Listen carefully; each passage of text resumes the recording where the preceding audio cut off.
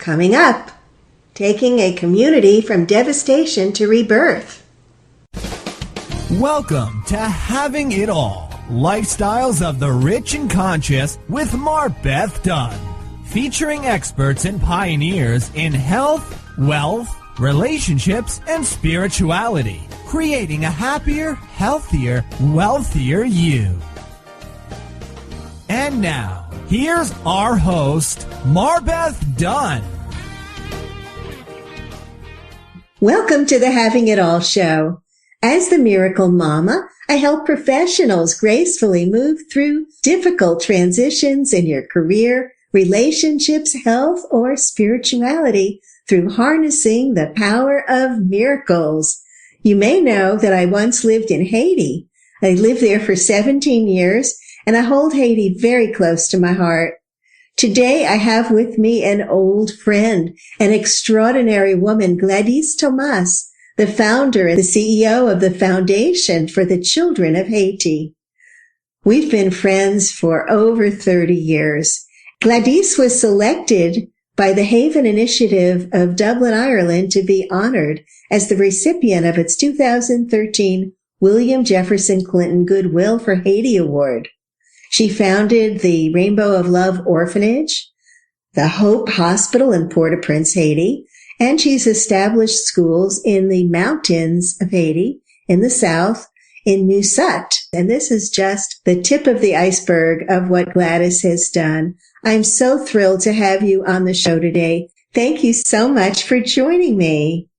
Thank you so much, MarBeth. You have done a great job at saying it, but I am humbly saying hello to everyone as I am working here in Haiti and a native of Haiti and loving the country and loving the people. I'm just the person, one person called, one more person, because there are many like myself. And I thank you for this introduction. When I first met Gladys, I was just reminding her of the story the other day. A friend of mine had adopted a little girl from her orphanage, and she said, "You have to meet this woman." She took me to Gladys's home, and there she was at a sewing machine sewing school uniforms for the 54 children in the orphanage so that they would have gifts for Christmas. And I was so touched and so really overwhelmed with love and compassion for everything that she's doing, because she really does work from her heart. And you had forgotten that, huh? I had forgotten. There are so many years that have gone and I kept doing it. So I think it was good. It is good. And we've come a long way from that time. And I thank God for that. I've been involved with Haiti for 17 years, and I've supported your foundation as well as other organizations. And I was so shocked about a year ago when I saw a show on Vice following the money trail. Where did the money go? All the $10.5 billion that went to Haiti. And I was horrified to see that people were still living in tents in Port-au-Prince with raw sewage running down the street, while the aid workers had a beautiful gated community. 2 $18 million soccer fields were built elsewhere in the country. And I was just kind of shocked. You would think that so much money could have done quite a bit more. And so I said, we have to do something about this. This is so wrong. The Red Cross took in donations of $500 million, $500 million, and they built 6 houses. Where did the money go? And I just was so upset. And I said, I can build houses in Haiti. I could build a house for $5,000 or $8,000. And so I contacted Gladys and said, how can we do this? We've been collaborating. So I want her to tell you what she does in a little area that was just recently devastated by Hurricane Matthew, an area called Musat and Payant. Yes, Musat is one of the most beautiful areas of Haiti. When you're looking at the nature, the setup, and the mountains, it is a beautiful area. However, it is one of the forgotten, or maybe people have not gotten there yet.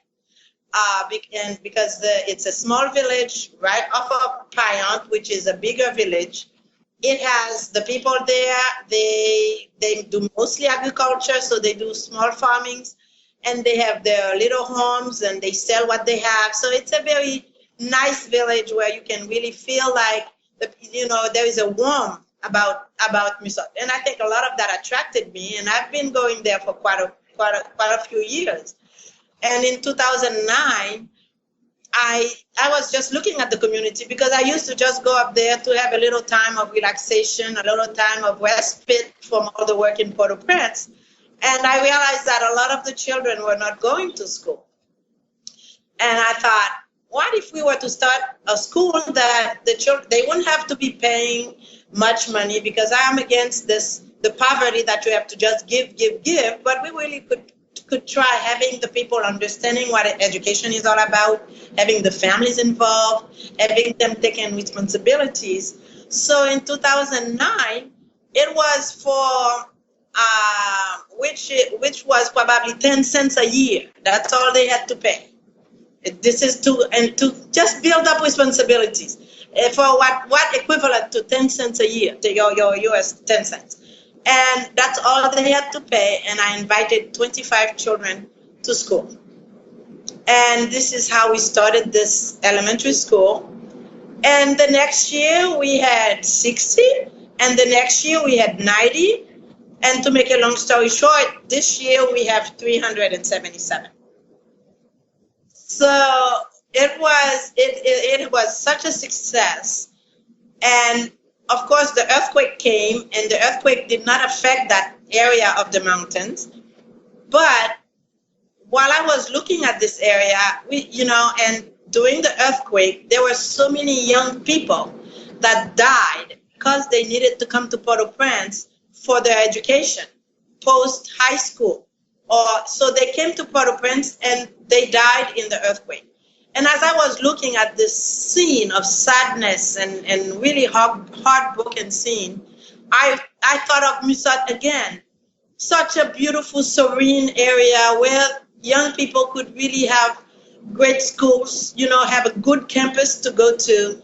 And this came as inspiration. What if we were more educated? What if the young people were more educated? What if the families were more educated? But in a setting that says it doesn't have to be in the poor setting. It's not because you are poor, you have to do this, you have to do that. You can dream big. You can dream nice. You can dream clean. And so this inspiration never left me. I kept sharing it with anybody that wanted to hear. And the idea was to build a beautiful technical school up in the mountains. As you can see, the name of the village is Misot. And my standard was an MIT, Misot Institute of Technology. And just as we said, the Massachusetts Institute of Technology. So I said, if we keep that, we keep our eyes on that standard, then we can really make a lot of good things over the years to come. And that's how we had a sponsor that accepted a proposal to really help us start the school. So we don't only have the primary school, but we are about to open this new Institute of Technology in Misot. And it's a beautiful campus. The property was donated to us by the mayor, and we are actually building, and we are, so as we grow, like you would say in Creole, petit, oiseau fait niche, little by little, the bird will build its nest, and that's how we do. And our motto is really, the sky is the limit. This is what we want the young people to come and say, I can do anything, I can be anything if I put my mind to it, if I put my heart to it. And so now we have these two schools up in the mountains, and then we finished inaugurating this new school on a Friday, and the hurricane came on Monday. On our schools, now of course the elementary school got damaged, the roof is damaged, the trees fell down. In the new technical school, 3 windows flew away that we had to find. We had the roof is in 10 roofs, even though the roof did not fly away, but it leaked so much that we lost practically all the ceilings that are brand new, and that is to be redone. But this was not the problem. When I looked at the damages that we had, and I have my home up there as well. The whole wall, the enclosing wall, it all crumbled down. That was not the problem. The problem is when I'm looking at the 300 children that we have in our school, and I'm wondering where they were.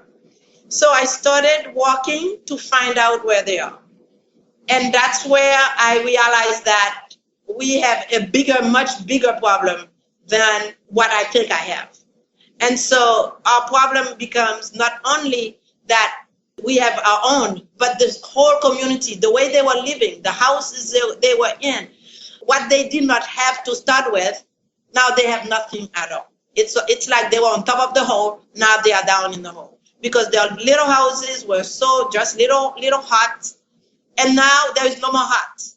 So they are trying to find branches and hay to kind of put together so they can make walls, and to maybe the old 10 sheets that flew away to find them so that they can recover an area that would take maybe 1 or 2 beds for them to stay with their families. I visited several of the families like this, and it broke my heart. For most of them, they lost their papers because they didn't know that the hurricane was coming. They lost what was most important to them, not only that they had lost everything, got washed away, their clothes, they are trying to pull it away from the mud to wash and do whatever.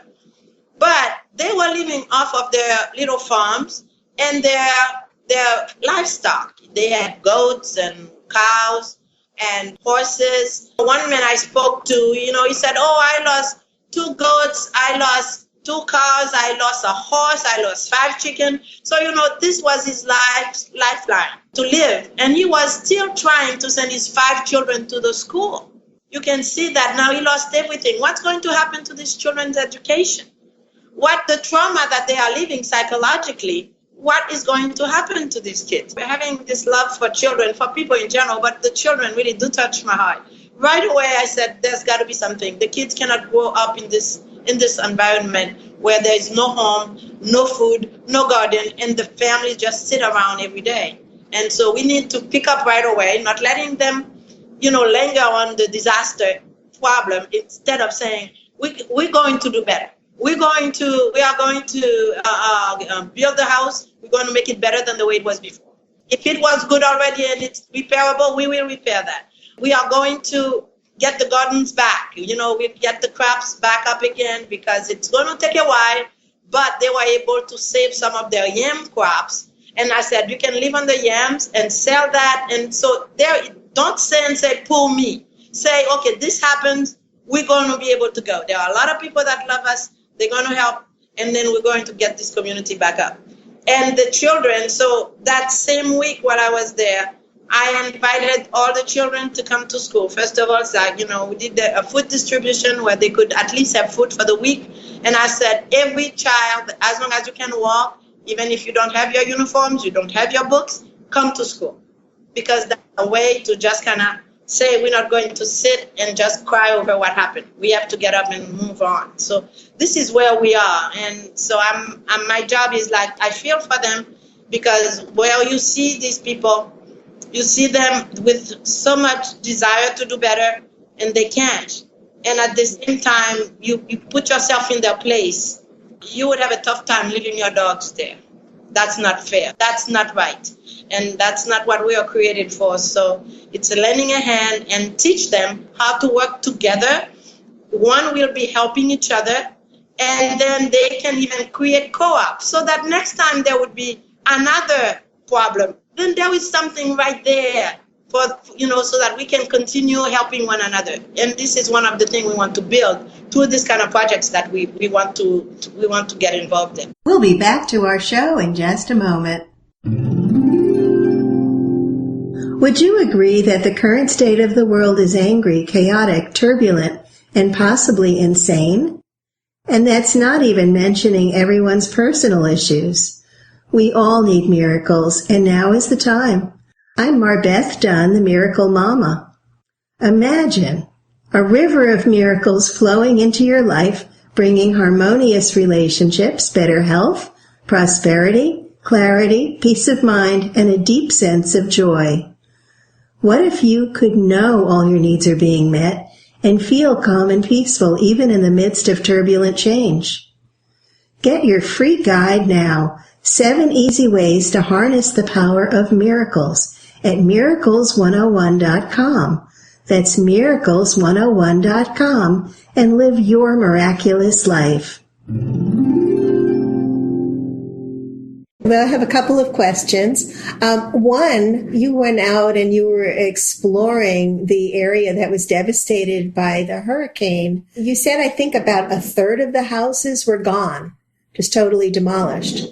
Totally demolished, and that's what we call total demolishment, is because they were not even houses to start with. They were, those huts that they were happy in because it's right next to the gardens. Then, you don't hear a lot of, oh, I can't make it, I don't do that. Some of them have managed to build little home with concrete roof, and these houses remain fine. So it's, even though it's small, but it is safe. So we are looking at this possibility. If they feel safe, again, I go back to these children growing up, they will still feel safe. They will study better. We have a lot of brain in those villages. We want them to be able to come out. One story, one of the houses, I think I may have sent you that picture. And these 3 children, young men, they were coming to the elementary school. They were so smart. Even though we raised over the years, every time we raised the price that they have to pay a year, it was from $1 to $2 to $3. We are at $7 now for the year. This year they are paying $7 for the year. They could not pay the $3, the $4, the $5. But they were so intelligent that I said, you know what, because of your intelligence, you deserve full scholarship. So they got full scholarship. And when I went, I never knew where they lived. They are now in high school. I helped them all. I'm still helping them to high school. But when I saw where they lived, to be so intelligent, it's unbelievable. You won't believe where they live. It's something that really hurts you when you see this and you say, God, this is not possible. That these intelligent children should be living in this. And on top of their house, on a piece of tin, the youngest boy wrote, "In God we trust." These are the kids, and I was so touched by this. And it doesn't take much. Money, it's necessary, but it cannot be the guide that we need to really have a heart to help somebody, to say, we want to help you do something. It might not be much, but when you really do it with a heart where they respond, they can continue on. It's not like as if you're going to help all their lives, but you give them a hand so that they can get up. And once they are up, they can go. Another question. I remember one of the things that I loved about Haiti is the combite, the cooperative that you touched on. Yes. That's a tradition in Haiti where people work together to create the gardens. And so if we can revive that.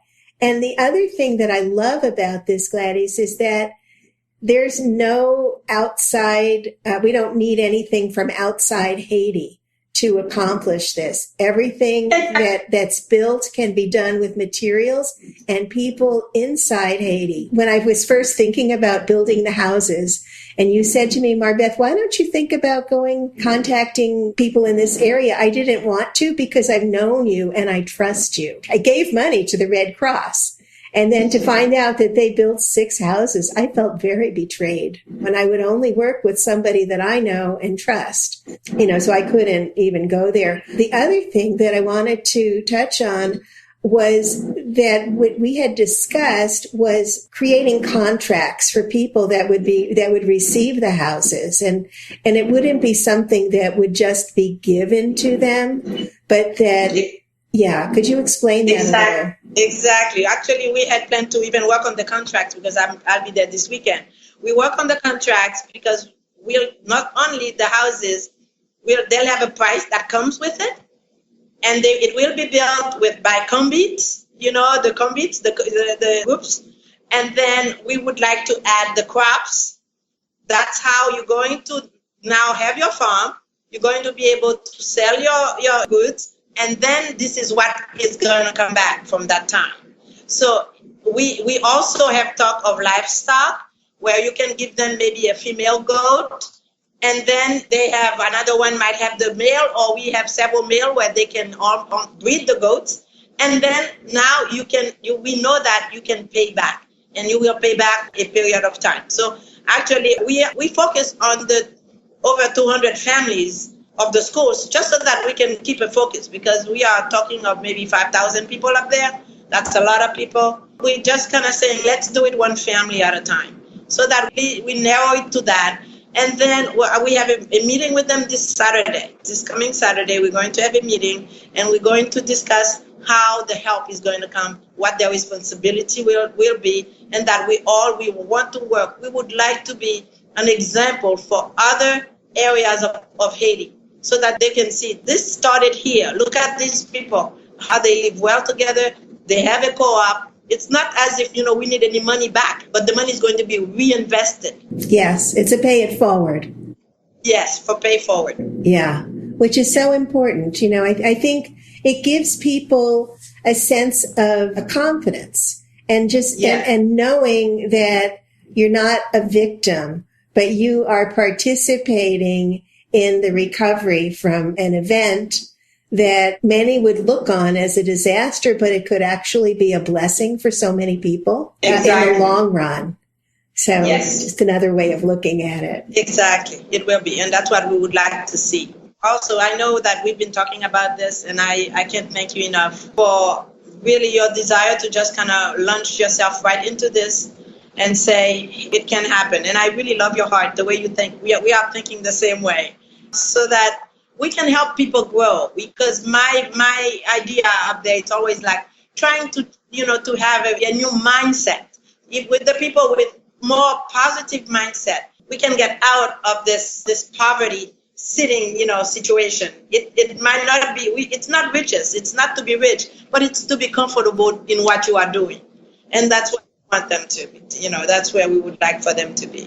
And then have children succeed and be beyond what their parents are. The children have to be beyond that. And the children are the hope of the future, not to be cliche. Exactly. So this is my contribution to society, to making a better Haiti someday. I always say I may not live to see it, but I hope that I have planted a seed that can grow and help other people, especially the children and the young people. Well, thank you so much, Glady. I so appreciate your coming and talking and sharing your beautiful vision today. Thank you so much. Thank you, MarBeth. And I hope and pray that we will meet face to face one of these days. So this is my invitation for you to plan it, to come to Haiti for the inauguration of the first house. Absolutely. Well, we're going to get the first hour started very soon. Exactly. We're going to be starting very soon. Yes. Yay. Thank you so much. Since the interview, construction has begun on 2 houses in the Musot area. To learn more about the Haiti Community Project, visit the show page on TheHavingItAllShow.com. Have a wonderful, blessed week, and I will see you next week.